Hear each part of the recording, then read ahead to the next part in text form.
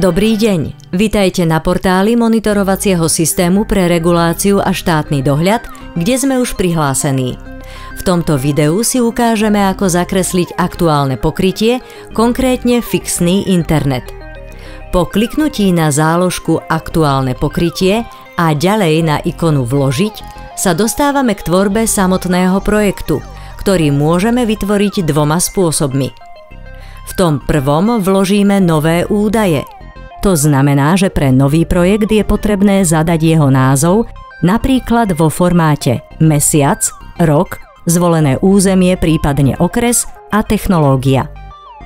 Pri druhom spôsobe pokračujeme v práci na uloženom rozpracovanom projekte, ktorý ďalej editujeme.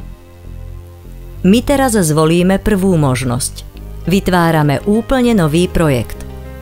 Po kliknutí na ikonu Vložiť sa dostávame do ďalšieho kroku, kde sa rozhodujeme, akým spôsobom údaje o fixnom internete zadávame.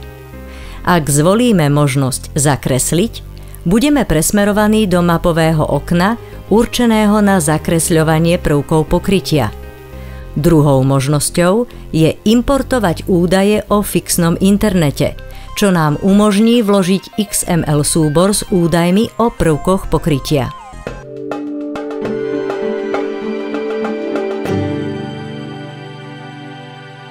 My zvolíme prvú možnosť Zakresliť a sme presmerovaní do mapovej aplikácie.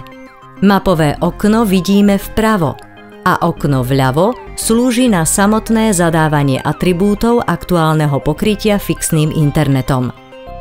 Pre zadanie novej položky musíme kliknúť na ikonu plus a môžeme zadávať samotné atribúty, ako sú technológia, rýchlosť, trieda VHCN, teda Very High Capacity Network, tieto triedy sú definované v samostatnom súbore, ako aj vlastníctvo siete, teda či je vlastná, cudzia alebo kombinovaná.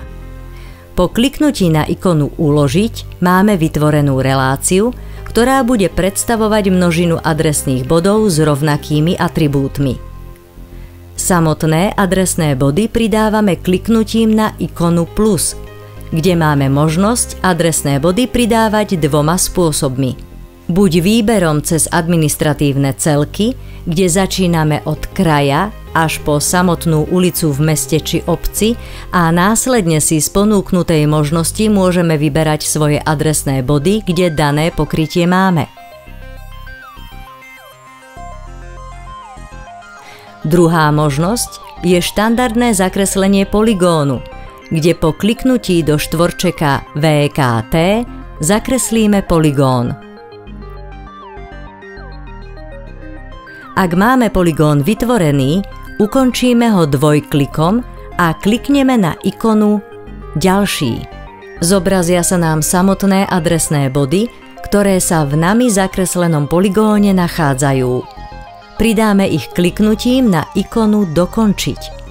Takto nám do relácie pribudli adresné body. Ak máme danú reláciu s adresnými bodmi, na ktorých je prítomná určitá technológia, hotovú, systém nám umožňuje po kliknutí na ikonu plus pridať novú reláciu, kde sa vyplňanie atribútov o inej technológii, ako aj pridávanie adresných bodov, deje rovnakým spôsobom, ktorý sme si ukázali. Ak zakresľujeme len pevný internet, sekciu mobilného internetu preskočíme. Ak sa chceme k tomuto projektu v budúcnosti ešte vrátiť a doplniť tam ďalšie adresné body, prípadne pridať novú reláciu, klikneme na ikonu Uložiť ako rozpracované, bez odoslania. Keď už máme daný projekt hotový a pripravený na odoslanie, klikneme na ikonu Uložiť a odoslať. Zobrazí sa potvrdenie s otázkou, či si prajeme všetky dáta uložiť. Po odkliknutí máme daný projekt, respektíve záznam, úspešne vytvorený. Odoslaný projekt nájdeme v záložke nahratých údajov, konkrétne v podzáložke Zoznam nahratých údajov. Ak klikneme na tento vytvorený projekt, zobrazia sa nám sprievodné informácie o projekte a nižšie aj samotná geografická oblasť, kde sa dané adresné body nachádzajú, ako aj atribúty o pevnom internete, ktoré nájdeme po kliknutí na ikonu i. To je, čo sa týka zakreslenia pevného internetu všetko. Ďakujem za pozornosť.